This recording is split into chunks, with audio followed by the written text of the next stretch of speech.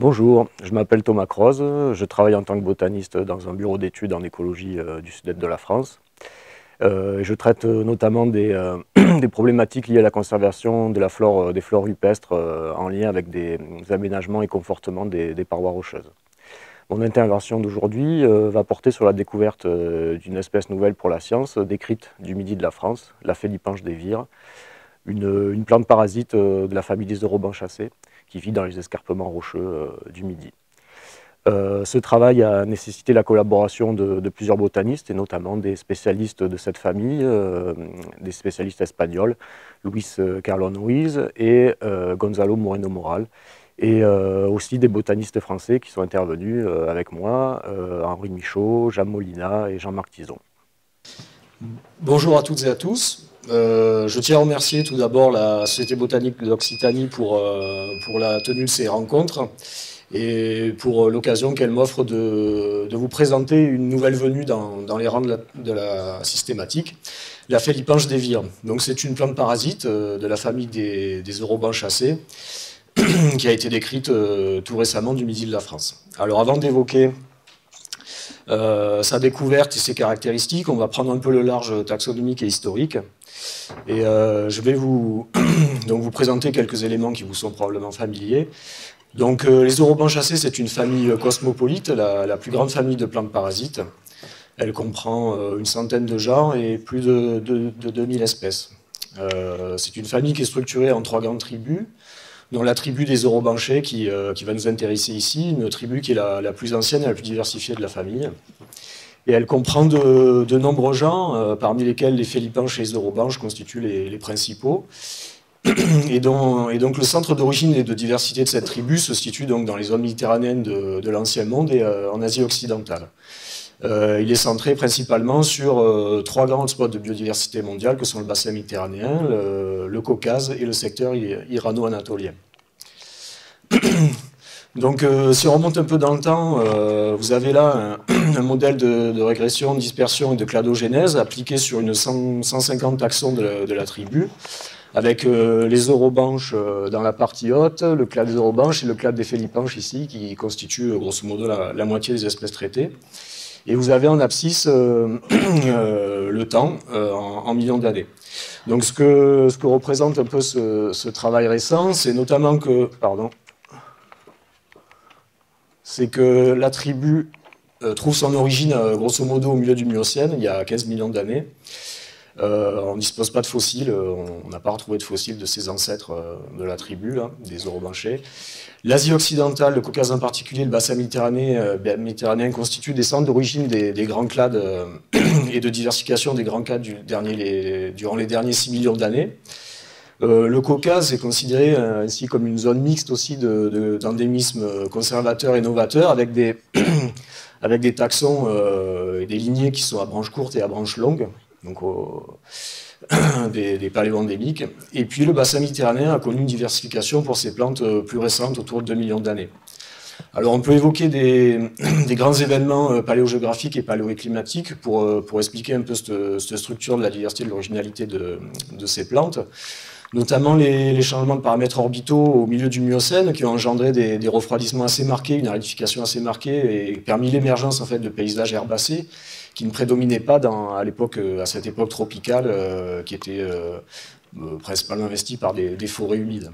Et donc ces conditions changeantes et ces paysages qui changent aussi favorisent probablement l'émergence de cette tribu. On a des mouvements aussi tectoniques qui engendrent la fermeture du détroit de Gibraltar et l'assèchement répété au cours du Messinien de la Méditerranée qui engendrent des ponts terrestres entre l'Est et l'Ouest et le Nord et le Sud de la Méditerranée, engendrant des connexions pour les fleurs et puis aussi un phénomène de continentalisation et d'aridification qui favorise le développement de paysages tépiques favorables aussi à la diversification de ces plantes. Au Pliocène tardif, on a la mise en place du bioclimat méditerranéen avec des renforcements des contrastes saisonniers, des refroidissements hivernaux aussi qui favorisent probablement l'émergence et la diversification de ces plantes sur le pourtour du bassin méditerranéen. Et puis au Pléistocène, on a les grandes crises climatiques, glaciaires et alternance avec des interglaciaires qui vont engendrer une grosse régression des éléments mégathermes, mésothermes et aussi une fragmentation des populations de beaucoup d'espèces, en particulier celles-ci, qui vont probablement ont pu persister dans des refuges que sont les montagnes du Caucase ou les montagnes méditerranéennes et les grandes îles, et qui ont favorisé des phénomènes de spéciation et aussi de réexpansion et éventuellement de radiation adaptative au cours du retrait des glaciers. Donc cette histoire mouvementée, elle a eu des conséquences notamment en France. Et sur le genre Fellipanche, qu'est-ce que ça a donné aujourd'hui? On compte un sixième en gros du genre sur le territoire. C'est une dizaine d'espèces, c'est 2 fois plus que ce qu'on connaissait au siècle dernier. Alors la connaissance au siècle dernier était encore limitée par le fait qu'on étudiait notamment ces plantes in situ, mais aussi en herbier. En herbier, ces plantes se conservent très mal. Et l'évolution des technologies, notamment numériques, la photo numérique, le partage rapide par Internet et les évolutions des technologies en biologie moléculaire ont permis de clarifier grandement la taxonomie et l'existence de certaines plantes qu'on ne connaissait pas avant dans ce genre et dans les orobanches de manière générale. On voit que le contingent méditerranéen a connu donc on va dire une expansion de la connaissance assez importante, notamment aussi à travers l'intérêt porté par des botanistes espagnols, là, dont les noms sont assez redondants parmi les auteurs, et qui travaillent de manière assez méticuleuse sur ces plantes. Et vous avez donc la petite dernière, la Fellipanche singularum, qui a été décrite en 2024. Donc la voici, vous l'avez à gauche. Au milieu, au centre, vous avez son hôte principal, une brassicacée, l'Asperis laciniata, qui n'avait jamais été indiquée comme hôte d'une orobanchacée. Et donc on a décrit cette plante dans une revue, la Phytotaxa. Et donc ça a nécessité la collaboration de nombreux auteurs, en particulier donc les spécialistes espagnols de ces plantes, Luis Carlon Ruiz et Gonzalo Moreno Moral, et des botanistes français que vous connaissez, qui sont ici, Jean-Marc Tison, Henri Michaud et Jean Molina. Pablo Alvarado a réalisé en laboratoire les analyses génétiques. Donc pour en arriver là, il faut remonter en gros un quart de siècle dans le passé, lorsqu'en 1996, Jean Molina faisait la découverte de cette plante dans les escarpements calcaires d'Anduze. Alors à l'époque, comme je le disais auparavant, ce genre était assez mal connu. Fellipanche cernua était suspecté un temps, Cernua inexpectata, mais sans grande conviction. En 2009, regretté Jean-Claude Arnoux faisait la découverte d'une population dans les gorges du Loup, dans les Alpes-Maritimes. En 2012, Fellipanche lenzi était décrite d'Espagne. Elle présente des similarités morphologiques, mais qui ne sont pas totalement convaincantes. Mais elle a été aussi suspectée un temps. En 2013, Jean-Marc Tison, Henri Michaud, Jean Molina et Luc Garot sont allés à Robion et dans le Vaucluse et ont fait la découverte d'une autre population. Et donc quand Jean-Marc traite de ces plantes dans Flora Gallica, il résume un peu tout le mystère qui plane autour de cette plante en note infrapaginale de Fellipanche nana. Et puis, en 2021, avec la perspective de Flora Gallica 2, Jean-Marc relance le sujet auprès de Louis et d'Henri, avec une hypothèse qui apparaît, est-ce que ça pourrait pas être Fellipanche mutelli? Bon, c'est un taxon qui est bien connu des Espagnols dans le thermo-méditerranéen, aux environs de Cadiz. Et Henri me contacte à cette époque-là, et je lui fais part en fait de plusieurs autres populations dans les préalpes du sud, dans l'US Carpé reculé, où on est à peu près sûr de croiser personne. Et aussi dans les gorges de l'Ardèche, une population qu'on a pu voir avec Nicolas Bianchin. Donc là, on avait un contour un peu plus saillant un peu de la géographie, de l'écologie, de la morphologie de l'espèce, et notamment des populations alticoles à près de 1400 mètres d'altitude, ce qui écartait probablement aussi Fellipanche mutelli, et puis après les caractères morphologiques aussi. Donc on a dû un peu tirer un trait là-dessus et se rendre compte que c'était probablement une espèce au moins nouvelle pour la France, et donc et peut-être au-delà, et donc on a entamé des recherches plus poussées d'un point de vue génétique et aussi morphologique en comparant ces caractères avec d'autres espèces, tous ces congénères qu'on pouvait estimer proches à l'échelle on va dire, circum-méditerranéenne. Donc voilà, les premiers résultats qui ont été obtenus d'un point de vue génétique montraient que toutes les populations étudiées formaient un clade nettement indépendant, statistiquement robuste et notamment assez distant des espèces qui parasitaient aussi des brassicacées, ce qui traduisait probablement une histoire évolutive assez longue et autonome. Et puis ce qui était assez singulier aussi pour cette Fellipanche, c'était la grande variabilité génétique intrapopulationnelle, chose qui n'était pas repérée sur d'autres espèces sœurs. Donc ces originalités génétiques, elles se traduisaient aussi par des traits phénotypiques assez marquants. Donc voilà, c'est une plante qui peut être de grande taille, mais qui fait aux alentours de 20 cm, et qui est avec une tige simple ou courtement ramifiée dans le tiers inférieur.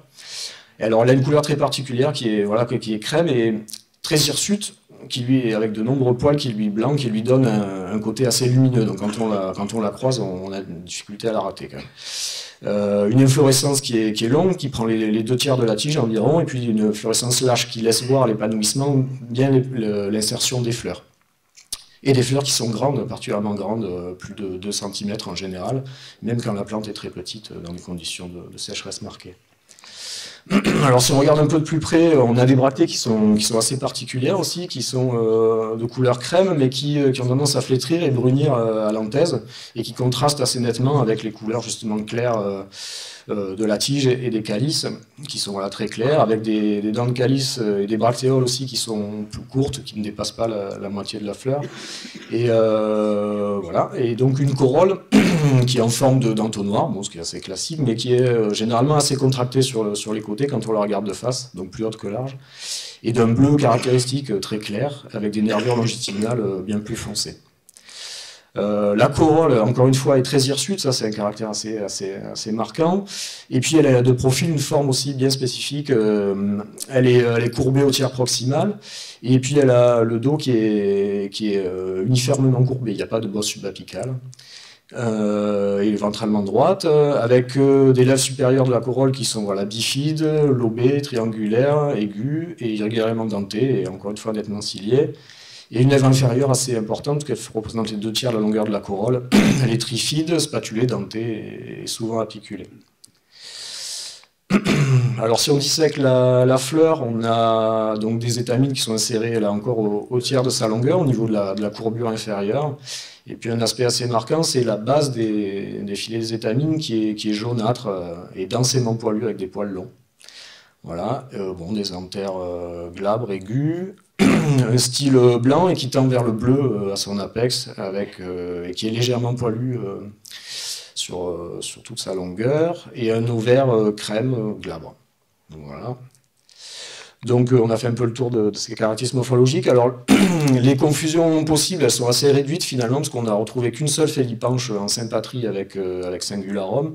Il y a beaucoup de robanches qui sont présentes, mais peu de félipanches, il n'y en a qu'une. Donc félipanche nana, on va s'intéresser essentiellement à celle-là.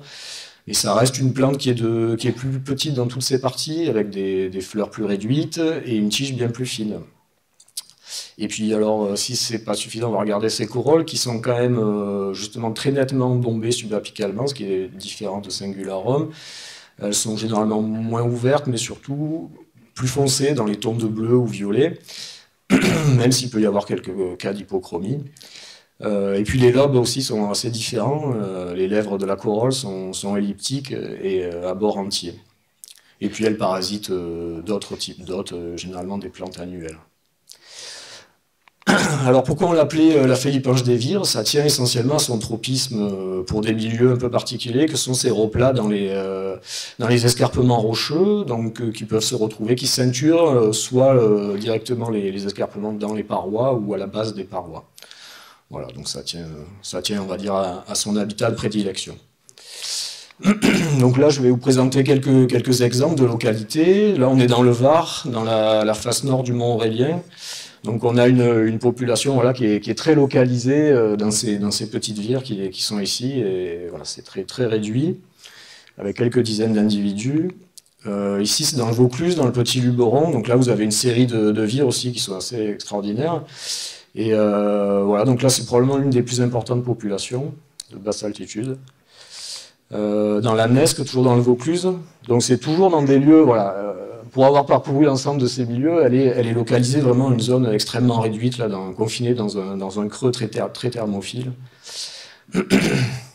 Ici, c'est Andus, donc là, vous avez la localité historique découverte par Jam en 1996. On ne l'avait pas revu jusqu'à récemment. J'ai fait un tour en 2023 où c'était une période où vous l'avez remarqué de grosses sécheresses. Elle était cantonnée vraiment sur la partie nord, là, les escarpements nord. Ici, là, dans les petites vires, et sous des grillages pendus, là, où il y a eu des aménagements pour la voie ferroviaire. Ça, c'est dans les gorges du Verdon, dans le 0,4, là, où vous retrouvez la grande paroi de l'Escalès, au sortie du couloir Samson. Et donc là, elle est présente voilà, en pied de paroi et dans quelques vires qui se situent quelques dizaines de mètres au-dessus de la base. Elle est absente des vires qui sont plus supérieures. Voilà, ça c'est les gorges de Trévin dans le 0,4. Donc voilà, c'est vraiment très localisé.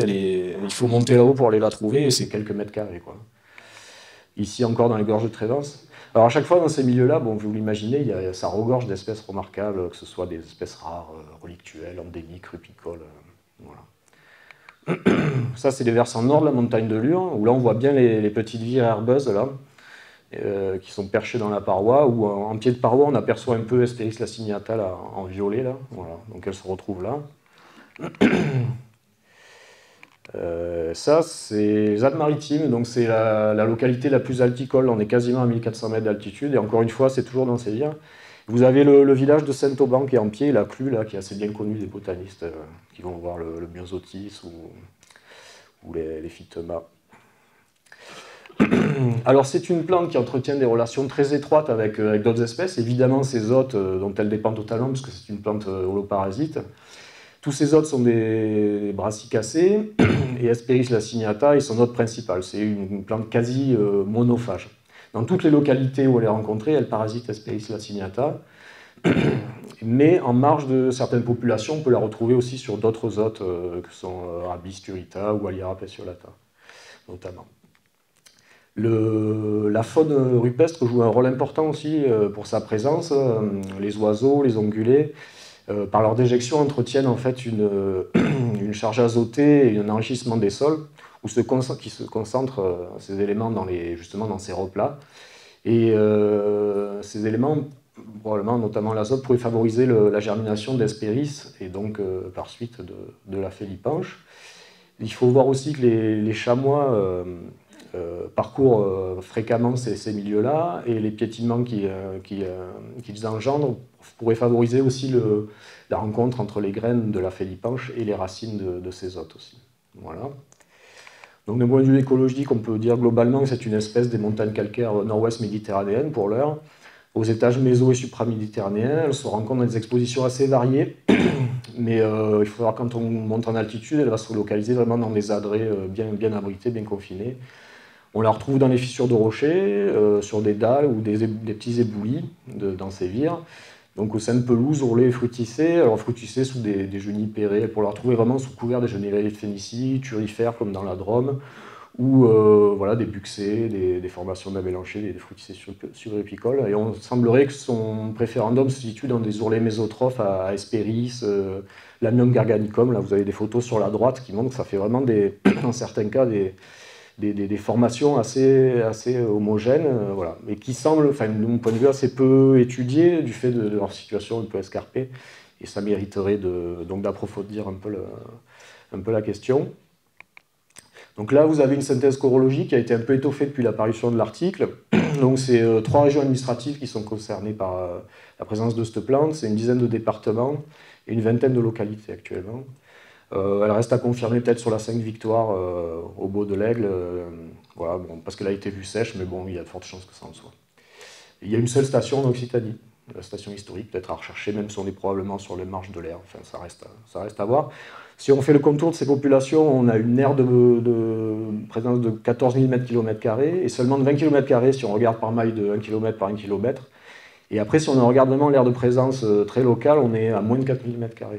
Donc ce qui est assez réduit, et ce qui en fait quand même une espèce toujours rare pour l'instant, avec des populations très isolées, comme sur des îles voilà, très isolées les unes des autres, et toujours en petit effectif, petite superficie.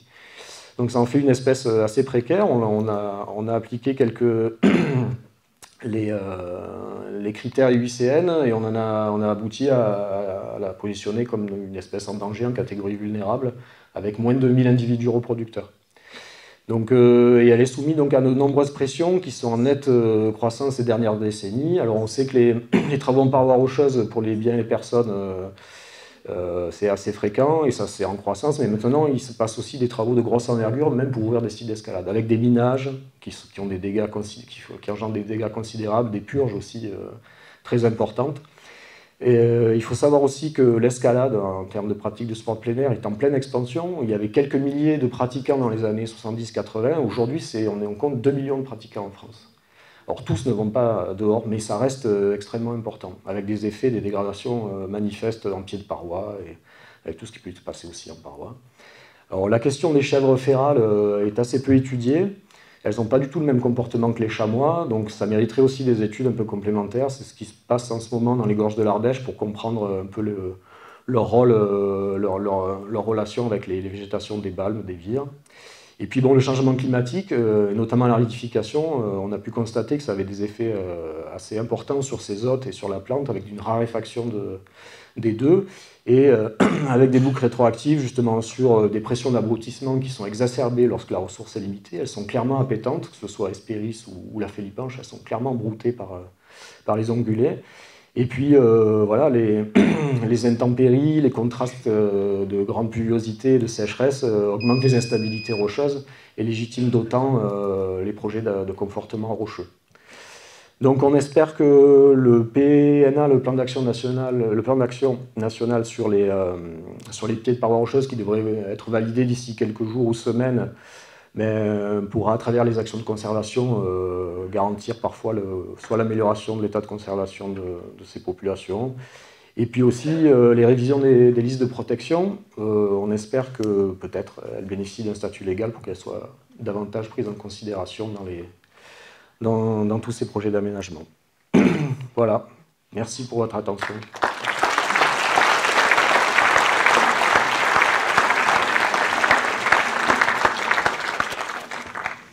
Merci beaucoup pour la présentation. Est-ce que sur les analyses génétiques, vous avez trouvé une structure spatiale avec les populations est-ouest du Rhône ou un gradient nord-sud? Non, pas vraiment. Pardon. Pas vraiment, non. Il y a des échantillons de certaines populations qui se retrouvent très à distance et même au plus près d'autres populations. Donc c'est une grande variabilité. Je ne sais pas, ça mériterait, je pense, d'être approfondi. Moi, là, je n'ai pas trop les clés à ce stade pour l'expliquer. Non, pas encore. Une toute petite question concernant la distribution de sa principale plante hôte. Est-ce qu'il y a des stations où vous êtes allé d'Hespéris et vous ne l'avez pas trouvé? Enfin, voilà. Tu vois l'idée, quoi. Alors, Hespéris, elle est déjà répartie à une vaste échelle dans l'Europe du Sud. Alors moi, je ne suis pas allé dans les pays limitrophes. Et après, en France, il y a, je sais pas, dans peut-être 90% des cas où Hespéris est présente, la félipanche n'y est pas, quoi. Voilà. Donc il y a probablement d'autres paramètres. Et probablement, elle est représentée là où Hespéris est vraiment, enfin, pour l'instant, où elle est en plein essor, quoi, où elle se retrouve vraiment avec des très belles populations en forte densité. Voilà. Mais encore une fois, je ne saurais pas encore l'expliquer. Je crois qu'il faudrait étudier davantage son habitat, sa niche écologique pour y voir un peu plus clair, quoi. Mais c'est pas parce qu'il y a la félipanche, c'est pas parce qu'il y a Hespéris qu'il y a la félipanche. Oui, merci beaucoup pour cette présentation. Et je voulais savoir, quand on caractérise une nouvelle espèce comme ça, est-ce qu'il y a un protocole établi qui permet de la caractériser de manière protocolaire? Il n'y a pas de, enfin moi je n'ai pas vraiment de protocole. Après il y a différents aspects qu'il faut traiter pour que ce soit reconnu par, on va dire, la sphère des scientifiques, notamment à l'échelle du comité de rédaction des revues. Et il faut un minimum de description, la diagnose. Il faut des éléments d'illustration. Voilà. Donc dans la diagnose, il faut mettre en avant les caractéristiques morphologiques propres de l'espèce. Et après, il y a d'autres outils. Aujourd'hui, effectivement, la génétique permet notamment de clarifier, de renforcer l'argumentaire. Voilà. Moi, je voulais savoir, en Asie, il y a beaucoup de félipanches avec des corolles comme ça, très très velues, avec des lames découpées, etc. Elles ont été intégrées dans les études de phylogénie ou pas? Alors, il y a quelques félipanches qu'on retrouve effectivement en Asie occidentale qui ont été intégrées, mais je ne sais pas auquel tu fais référence. Je suis sûr si, je ne sais plus tous les, on en a vu beaucoup, mais je ne sais plus tous les noms, mais il y en a, et elles ressemblent beaucoup à ça. D'accord. Okay. Mais après, ouais, on a intégré une quinzaine d'espèces dans l'analyse. Voilà. Mais elles ne sont clairement pas toutes.